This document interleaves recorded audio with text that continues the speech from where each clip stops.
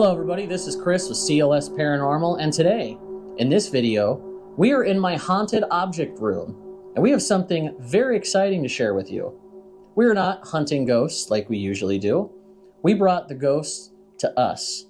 We are going to be unboxing a Dybbuk bottle. Now I'm sure most of you that clicked on this video probably know what the word Dybbuk means, or have some sort of knowledge of a Dybbuk bottle or Dybbuk box.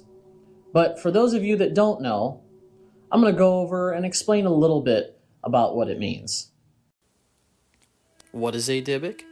A Dybbuk in Jewish folklore is a wandering spirit of a deceased person who could not rest in peace due to unrepentant sins. It will eventually find refuge in a person's body. The word Dybbuk comes from Hebrew and means cling or to cleave. A Dybbuk box or bottle is usually a container or an old bottle that is haunted by a Dybbuk.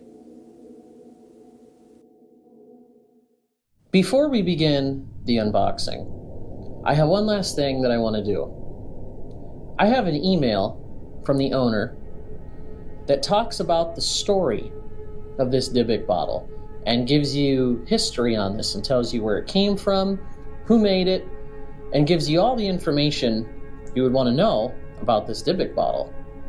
Now, I'm going to pull out my phone, and I'm going to read that to you.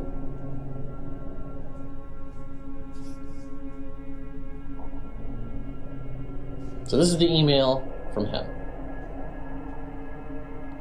A few years ago, I was contacted by a mysterious figure who called himself Fader the Ninth, who loved my paintings and commissioned several occult-themed pieces. He in turn inspired many of my art pieces since then. The man was an extraordinary individual. Besides being a natural showman, he also had an unending fascination with the occult. He could talk your ear off for hours about weird and spooky stuff. Not long ago, I was informed by Fader's wife that he is no longer with us, and in his will, he left me 6 spooky-looking bottles, sealed with black wax, bound in some sort of twine and painted top to bottom. It seems that Fader the Ninth was a self-styled magus who specialized in binding malevolent entities, summoned and unable to be put down by amateur occultists and dabblers. He would use these bottles as vessels to bind these entities. These bottles have found homes across the country, including a well-respected occult store in Utah, and another that ended up in a personal collection of an Italian exorcist. That's pretty sweet. But he goes on to say, long answer, in all honesty, I am an artist, not an occultist. While I have a marginal knowledge of such things, I am not an expert on the occult or spooky stuff, but I do have the word of a good friend who is no longer with us.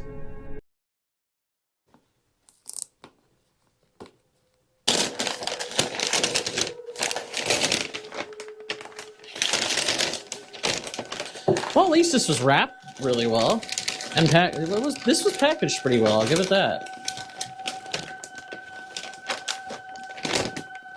And here it is. I'm just going to toss this off to the side. I'll pick it up later.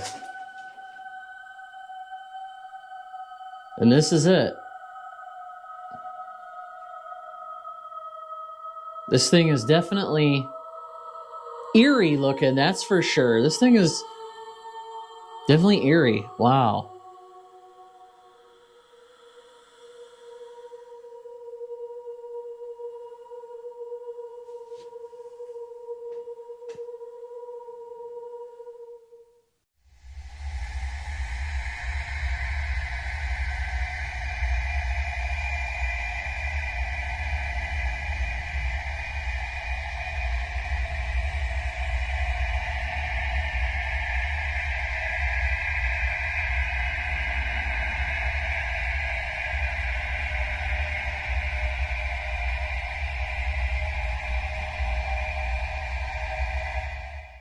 Now, I am going to try and make communication. There is photos and a few videos of the K2 meter going off on this. Now, we don't really know what's inside of here. I mean, there could be something making the K2 meter go off, but we're going to try and make communication with whatever's in here. And I also brought my spirit box down.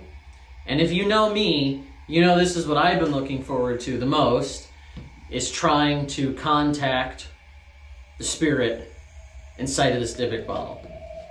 So we're going to go lights out for the investigation. Well, half lights out because you guys won't be able to see me if I completely shut the lights off because I don't have my night vision camera, but we are going to make it a little dark in here. Yeah, so I'm going to turn this on. So when I was editing the footage for this video, after listening closely, it almost sounds like a faint voice said, "What's that?" I enhanced the audio. Could this have been the spirit from the Dybbuk bottle trying to communicate with me and asking me what device I was using? We'll go back and replay it.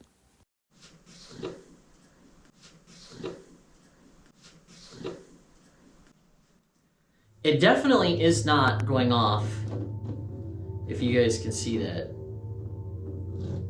It definitely is not going off on the bottle. Now, there were some photos of it going off in the bottle. Now, I'm not saying that that's not true. This is just I'm conducting a short investigation.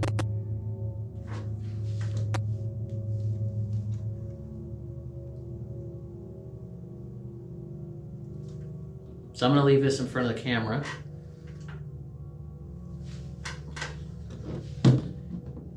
I will see it if it goes off. It's because there's a mirror right here.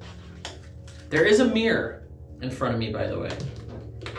So now we are going to turn on the spirit box and see if we can make communication. Now this will be loud, so just prepare yourself.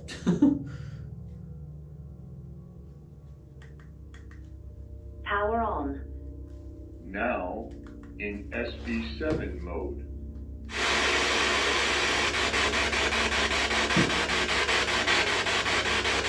I'm trying to make communication with the spirit inside of the bottle. Are you here with me?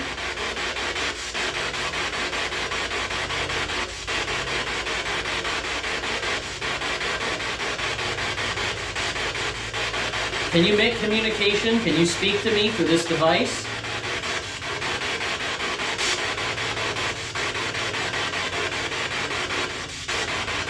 I have a device right here on the table. Can you come and speak through it?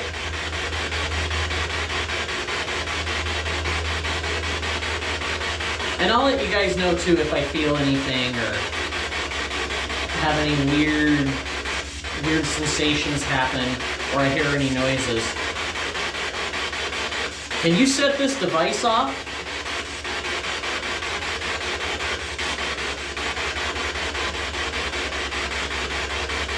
Can you give me a sign of your presence?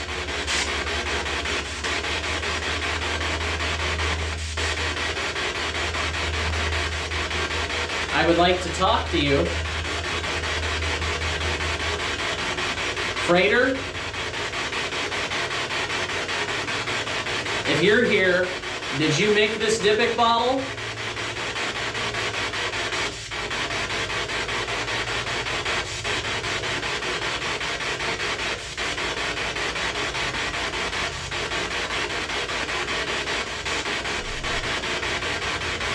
Can you make communication with me?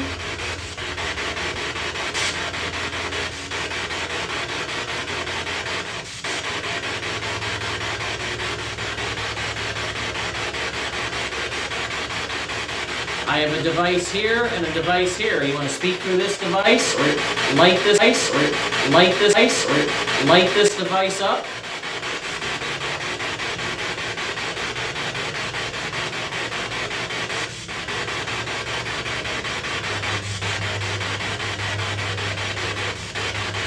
know what I just heard. I thought I just heard something.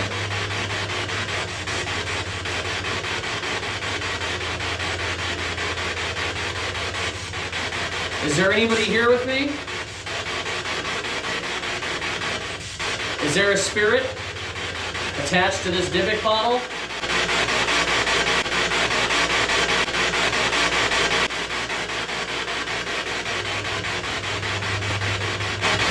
Can you make your presence known?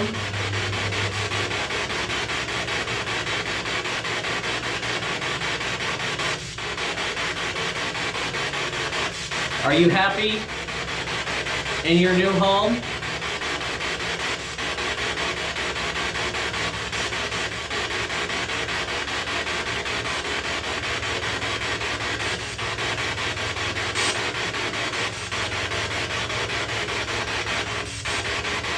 Does it take some getting used to?